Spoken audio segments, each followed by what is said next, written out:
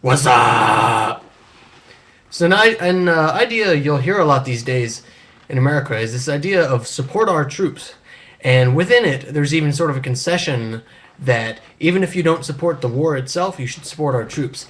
This sort of comes from a division between the supporting the government and supporting just the actual people itself. You know, the good, hardworking men and women of the U.S. Armed Forces, and you'll hear stuff like that. It's a very good propaganda when you think about it. Um, and the idea is that you should do things to support the families of the good, hardworking men and women of the armed forces because they are good, moral, and hardworking, even though the wars they are now involved in may be questionable.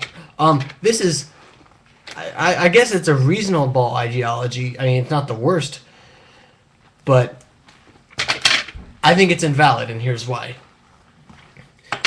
It may have been valid for like the first 2 or 3 years after we got involved in these wars, because before 9/11, maybe you had a decent amount of folks who had joined the armed forces, with the reasonable intention of protecting our country, and then once we got involved in these wars, they were basically forced to go overseas and fight.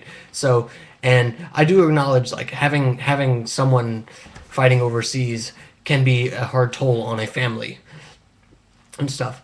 So it was valid then. However, at this point, because most people that are actually fighting on the ground, like infantry and stuff, in the Army and Marines of the U.S. Armed Forces, because they're tours of duty and stuff, they usually don't last more than a couple of years. At this point, I don't think the notion of support our troops is valid, and I don't even think support of the notion of supporting their families is valid, because at this point, if you are fighting in Iraq or Afghanistan, you probably joined the military no earlier than about 2005. And I feel like by 2005, you should have known, you should have definitely been able to figure out that both these wars are bullshit. Maybe we had a justification for starting one or two, well, excuse me, one of them, but by now, what are we doing? Come on. And I feel like the evidence that these wars are totally bullshit and are a total drain on the strength of the U.S., I feel like that's overwhelming evidence. So I'm sorry, I can't support you anymore. You should have known, and you also should have known, and I think this is obvious, when you did, if someone later than 2005 was to sign up for the armed forces, I think it's pretty obvious that you are going to go overseas and fight.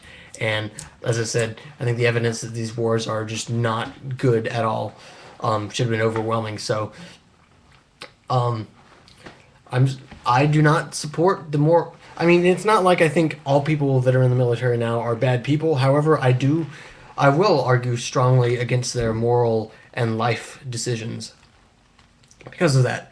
So, label me what you want. Label me unpatriotic. Label me a commie. Label me a condescending liberal.